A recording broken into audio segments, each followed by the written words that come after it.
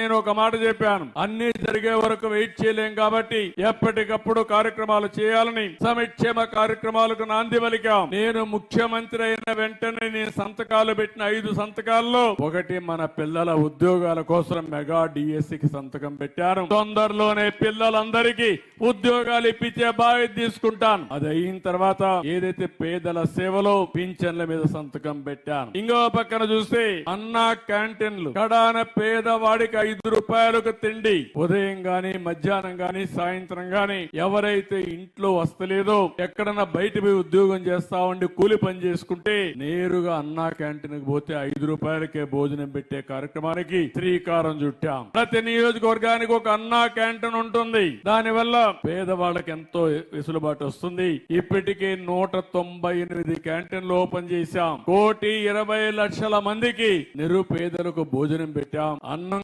కావాలనేవాడు బాధపడకుండా వాళ్ళ కడుపు నిండా తిండి పెట్టడమే ఈ ప్రభుత్వం యొక్క లక్ష్యం అని చెప్పి కూడా నేను మీకు తెలియజేస్తున్నా.